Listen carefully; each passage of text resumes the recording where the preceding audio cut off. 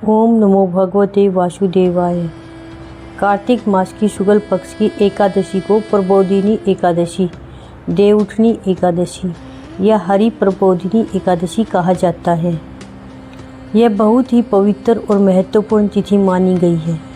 इस दिन भगवान विष्णु 4 महीने की योग निद्रा से जागृत होते हैं और पुण्य सृष्टि के कार्यों में प्रवृत्त होते हैं। इसी दिन से विवाह, मांगलिक कार्य और शुभ कार्यों का आरंभ भी होता है। इस एकादशी का व्रत करने से अनंत जन्मों के पाप नष्ट हो जाते हैं और व्यक्ति को वैकुंठ धाम की प्राप्ति होती है। कथा प्रारंभ।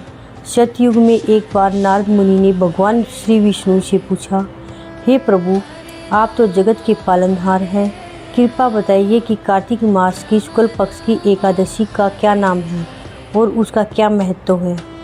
भगवान विष्णु बोले, हे नारद, यह एकादशी प्रबोधिनी एकादशी के नाम से प्रसिद्ध है। इस दिन मैं योग निद्रा से जागता हूँ।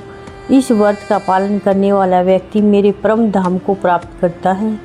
इस दिन व्रत, कथा, दान और भगवत पूजन करने से अक्षय पुण्य की प्राप्ति होती है। देवताओं का संवाद।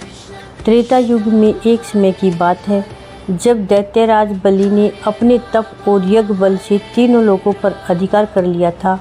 सभी देवता भयभीत होकर भगवान विष्णु के पास गए और बोले, हे श्री हरि, दैत्यराज बलि ने स्वर्ग लोक पर कब्जा कर लिया है, अब हम कहाँ जाएं?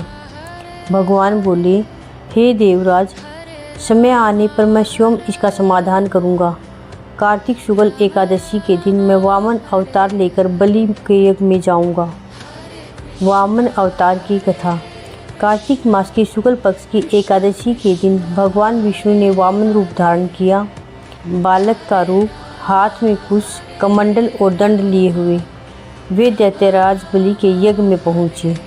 बलि भगवान वामन को देखकर अत्यंत प्रसन्न हुए और बोले, हे ब्राह्मण बालक, बताओ क्या चाहिए तुम्हें, मैं तुम्हारी मनोकामना पूरी करूँगा। वामन जी ने कहा, हे राजा, मुझे तो बस 3 पग भूमि चाहिए जिससे मैं अपना निवास बना सकूं। बलि ने हंसते हुए कहा, 3 पग भूमि ही लोगे, मैं तो पूरी पृथ्वी दे सकता हूं। वामन जी बोले, नहीं, मुझे बस 3 पग भूमि ही चाहिए। ज्यों ही बलि ने तथास्तु कहा, वामन जी का रूप विराट हो गया। एक पग में उन्होंने पृथ्वी को नापा, दूसरे पग में आकाश को, और जब तीसरे पग की बारी आई तो बलि ने अपने सिर पर पैर रखने का आग्रह किया।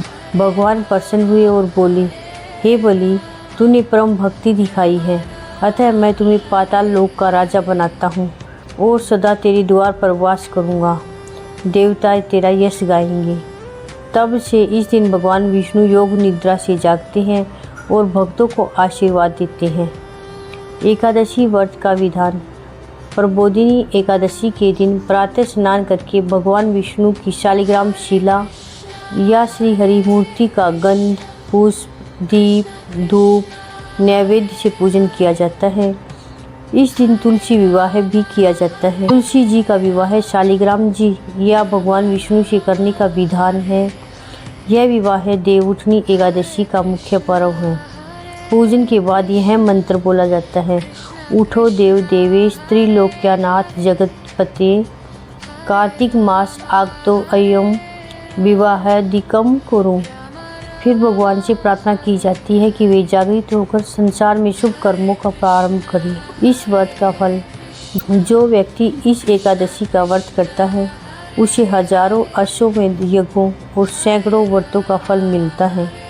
इस दिन जो दान, दीपदान या तुलसी विवाह करता है उसे विष्णु लोक की प्राप्ति होती है।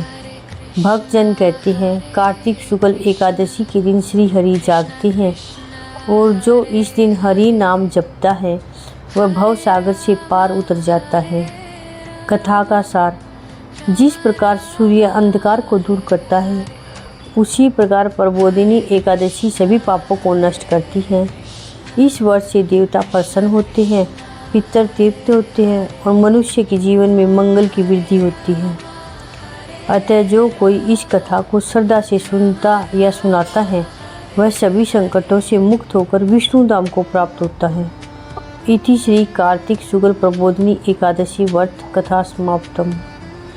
ओम नमो भगवते वासुदेवाय।